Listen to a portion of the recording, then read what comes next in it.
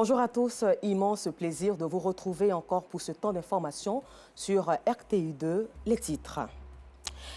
Lutte contre le paludisme, une maladie qui continue de tuer massivement. 630 000 personnes, essentiellement des enfants vivant en Afrique, ont succombé à cette maladie.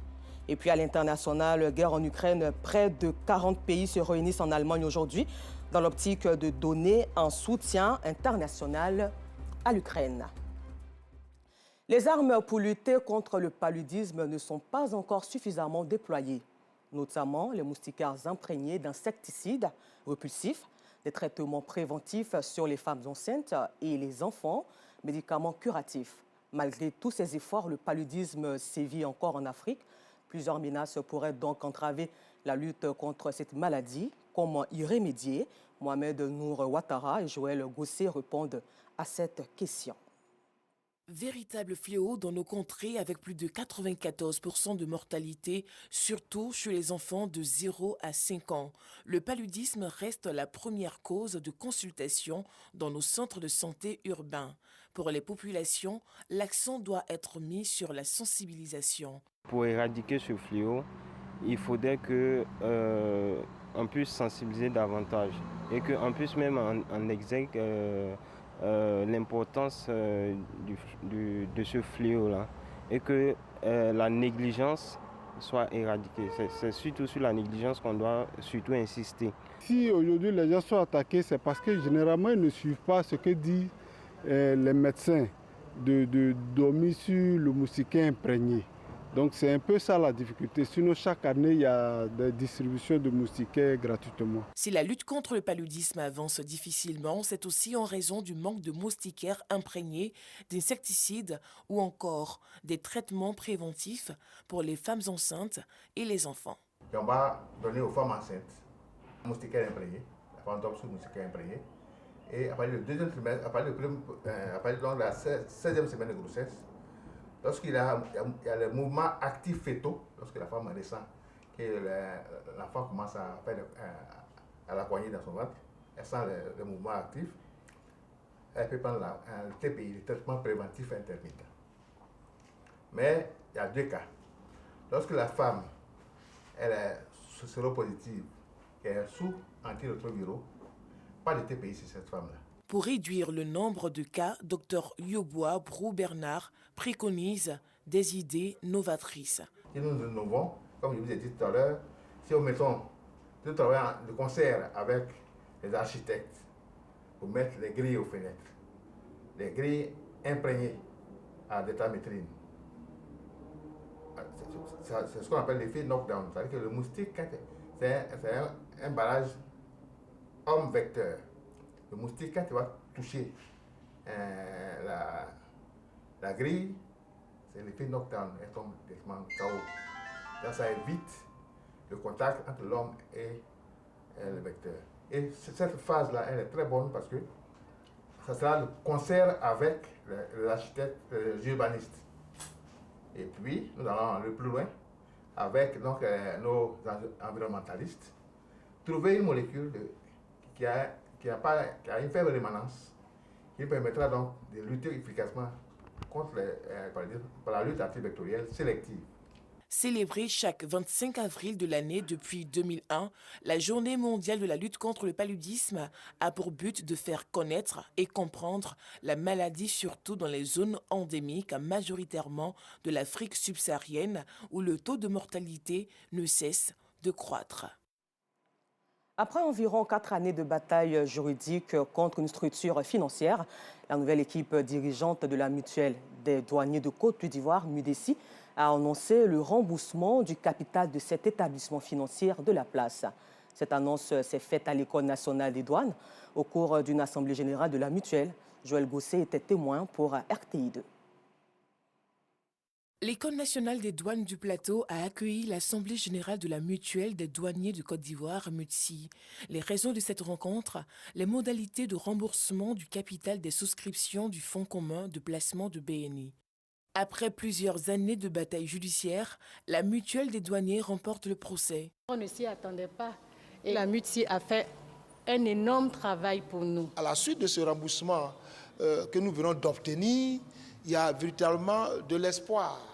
Et donc, ça vient d'ailleurs même renforcer la confiance entre les agents des douanes et le conseil d'administration. C'est un sentiment de joie qui m'anime ce jour, de savoir que le dossier BNI Gestion ait trouvé un dénouement heureux.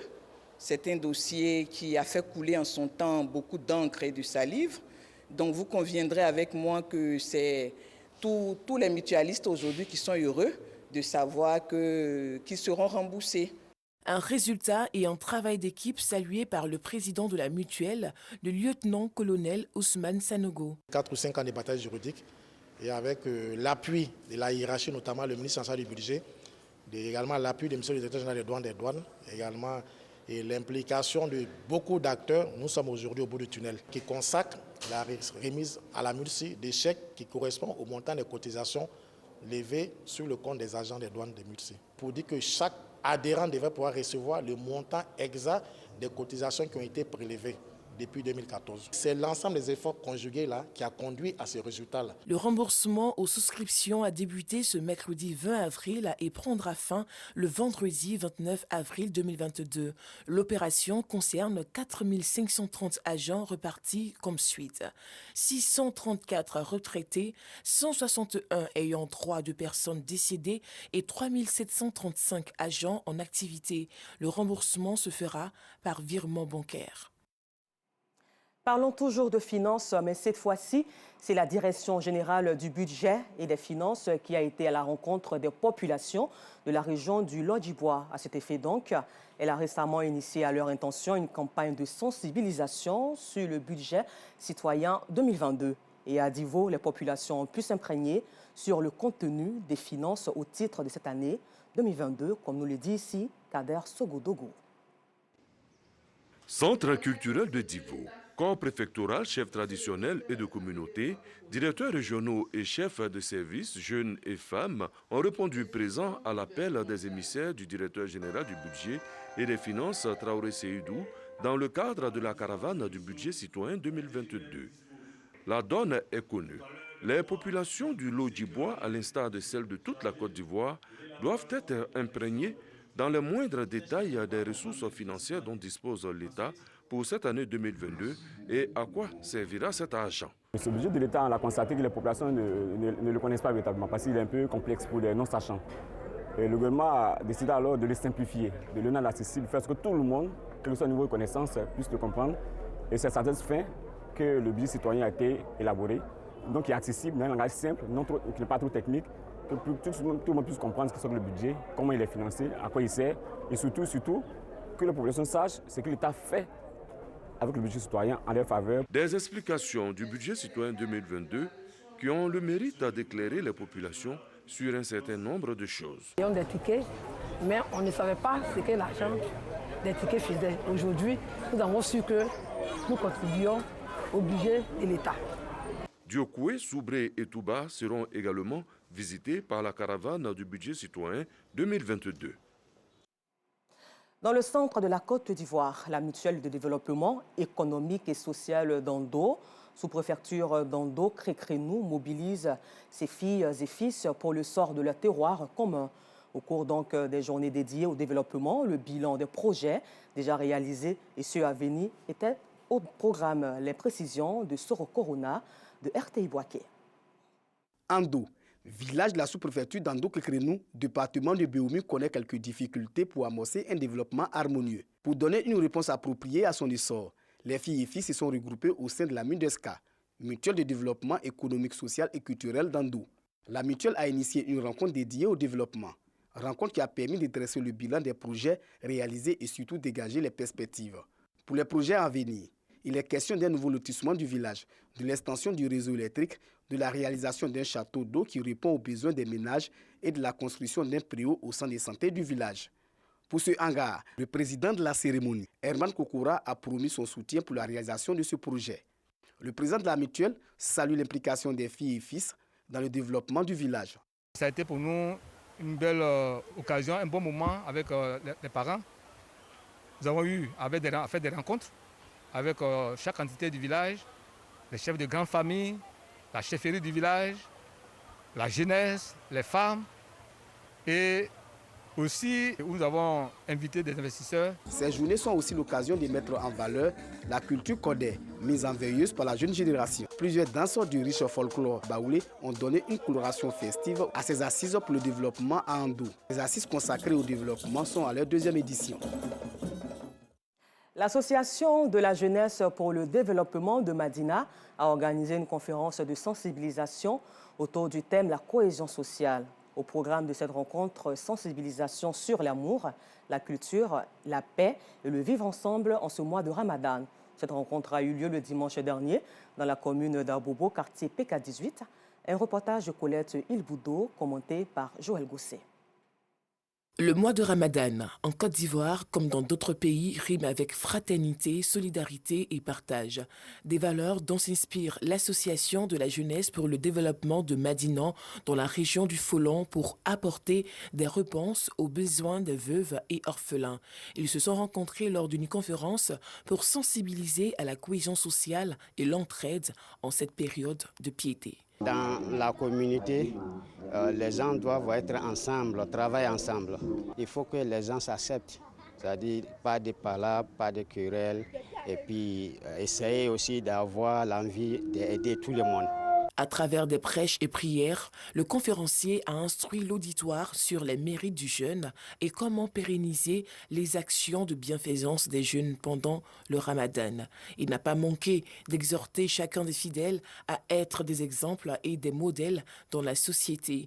Le message du conférencier soutenu par Adja Salimata Sissé, marraine de cette cérémonie. Elle a encouragé l'initiative. Je suis très heureuse de voir des jeunes organiser ce genre d'activités. C'est des initiatives à encourager. Je prie que Dieu leur donne la force de continuer et que la paix règne en Côte d'Ivoire. C'est autour d'un repas de rupture du jeûne dans une ambiance détendue qu'a pris fin cette rencontre de l'Association de la jeunesse pour le développement de Madinan dans le Folon. Toujours à Bobo, la commune où il fait bon vivre, la communauté musulmane a prié hier pour la paix et la cohésion dans le pays à la mosquée Adja Tenan Koulibaly. La prière s'est tenue en présence du ministre d'État, ministre de la Défense Téné Birahima Ouattara. La cérémonie a été suivie d'une rupture collective à Sitandiara, Joël Gousset. À Bobo, mosquée Adja Tenan Koulibaly. Fidèles guides religieux, élus et cadres d'Abobo, tous réunis pour prier pour la paix et la cohésion dans le pays. Cette cérémonie de prière et d'adoration s'est tenue en présence du ministre d'État, ministre de la Défense, Téné Birahima Ouattara. Les guides religieux ont invité les Ivoiriens à la paix et au vivre ensemble, gage de tout développement. Nous sommes très contents. Nous remercions Allah subhanahu wa ta'ala que ces événements se répètent de temps en temps. Chaque jour, nous on fait des prières pour le pays, pour la stabilité du pays et pour l'avancement du pays. Un moment d'adoration suivi d'une rupture collective organisée par la communauté musulmane de la dite mosquée. La rupture collective, ça renforce le lien fraternel et ça renforce l'entente entre les musulmans, les frères et sœurs. Donc je pense que l'islam même prêche tout ce qui peut nous mener à l'entente.